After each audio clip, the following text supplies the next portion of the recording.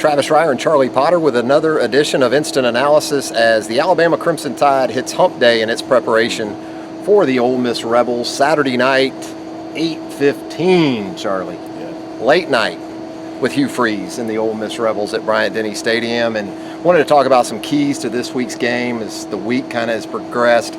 You've been out to practice. We've heard from Nick Saban kind of how things are coming together for this team. And I think it's still the quarterback situation.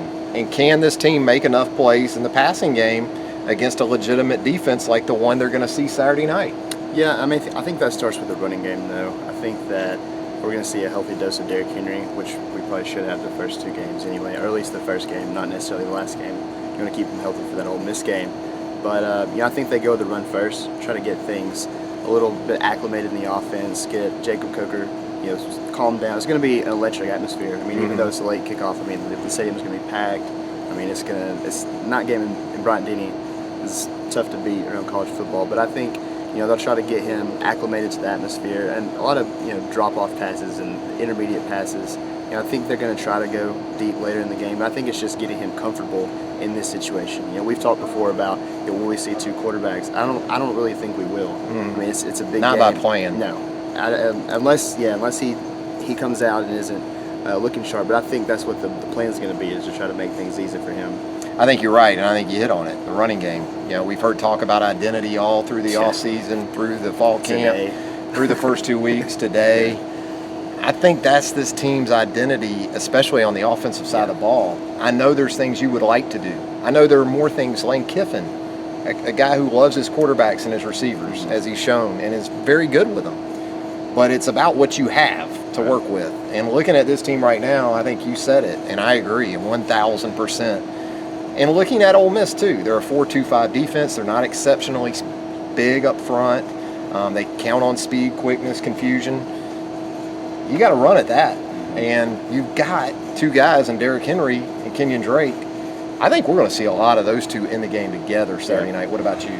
Yeah, I mean, I think not only the coaches want to get Kenyon Drake out there, but I think Drake wants to get out there more than anything. You would expect a guy like him to come up for media interviews. It's a big game for him, but he's not talking. He's focused on the game. I think he's ready. I think he'll be utilized a lot. And as you said, I think we could see him, out wide with Derrick Henry in the backfield, and that's just going to cause problems for Ole Miss. I mean, it's tough to defend a guy like Kenyon Drake anyways, but then when you have to pay attention to Henry too, it makes it a lot harder. Game feels to me like, and I'm an old fart, the 2009 South Carolina game when Ingram ran for 246. Now, I think they'll want to get more out of the quarterback position than they got out of Greg McElroy that night. But in terms of the emphasis of what the offense is going to have to be about, I think Kenyon Drake and Derrick Henry have to be plans 1, A, B, C, and then you get into the passing game. And like you said, more of the shorter stuff. O.J. Howard looks like he's flourishing at the right time. He's that security blanket that every quarterback loves.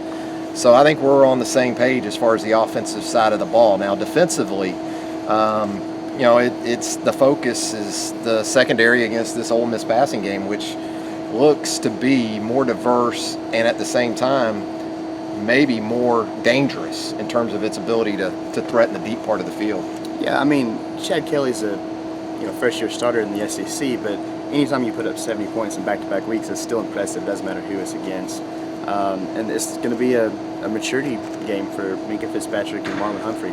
I think especially Marlon has looked really good in the first two games. And Minkah's come along. He made a few freshman mistakes in the first game, but I mean they'll be tested. I don't think you're going to go after an experienced guy like Cyrus Jones. I think they're going to test those young guys and even the safeties. I mean, you have two guys in new positions, and although they've looked good early, I mean you could confuse them easily with the offensive game plan that they could bring in. For the corners and Minkah, I think it's about physicality. We heard Cyrus Jones talk about it on Monday. These guys are bullies, and they're all 6'2", 6'3", 6'3", so they do have size. So it is very important that you get up into them and sort of negate that advantage that they have in terms of height. And I agree, Minkah Fitzpatrick comes up big this week. And, you put two safeties back there for this reason that have corner experience, right? I mean, Eddie Jackson, Geno Smith, you got to think they're back there for games like this to make plays on the football. And so that'll be interesting. I think, at the other end of that's the pass rush. 3 sacks for Alabama in the opener. Didn't have one last week. Some of that was a byproduct of what Middle Tennessee was doing, but watching Chad Kelly so far, the one thing he's had consistently is a clean pocket. That's got to change Saturday night. Oh, I mean, no doubt. I think that's the point of emphasis, especially if Laramie Tunsil's not in the game, which we still don't know if that will be the case. But I think Alabama, with the atmosphere that's going to be in Bryant-Denny on Saturday, I think it'll be advantageous to really focus on pass rush and getting after Chad Kelly. I mean, like I said just a minute ago, he hasn't been in an SEC game yet, and that road environment could provide crucial for Alabama, especially if they're able to get pressure off the edge. Well, if they're in their nickel, you're going to have Ashawn Robinson, Jaron Reed inside. Those guys got to push the pocket, get up into his face, make him make throws through lanes. Good job that they've done so far getting hands in the passing lanes, Dalvin Tomlinson especially, and the depth they have. They should be able to roll some guys in and out of there based on series, even with the hurry up. So for Alabama, it's going to be defensively about, slowing down that passing game. Kicking game, saw some improvement from J.K. Scott last week. Still didn't see the mortars that we saw last year, but it was better. Adam Griffith, that's one of the big question marks going into this weekend too. Is he going to be the guy? Who do they go with if he's not? Yeah, I mean, and this is a game that could very well come down to a kick, and at this point, that's a touchy subject, I guess, to say. But I mean, they've preached all week. Coach Saban said it. The players have said that they still have confidence in Adam. So at least for him, from a morality standpoint, that he has that to back him. But we heard in Bryant-Denny on Saturday a couple of Boo Birds come out whenever he missed that. That's a shame too. It is, but I mean, save that for pro football. And I know these guys are on scholarship, but come on. I mean, if you got a problem, call Hey Coach on Thursday night. That's your problem. It's not Adam Griffith. But I mean, at the same time, that's going to get into his head. Sure, it doesn't help. And the crowd's going to be there again in full force. So it's going to be interesting to see what happens if that game, like I said, does come down to a kick. Oh, it's it's going to have the feel of LSU 2011. I think in a lot of heads, a night game, a big game at Bryant-Denny Stadium. So ultimately, I think this game is, if you're Alabama, you're hoping it's similar to last year's game in terms of point score, probably in terms of points allowed. You said it. Ole Miss comes in here averaging over 73, 74 points a game. Defense has helped on some of those, but still, it's an amazing average. But it's really a game of questions getting answered for both teams. And it starts, I think, with the quarterbacks. Is Chad Kelly for real? Can Jacob Coker play at a championship level, at least at the level they need him to play at? I think Alabama wins, but I think it's pretty tight.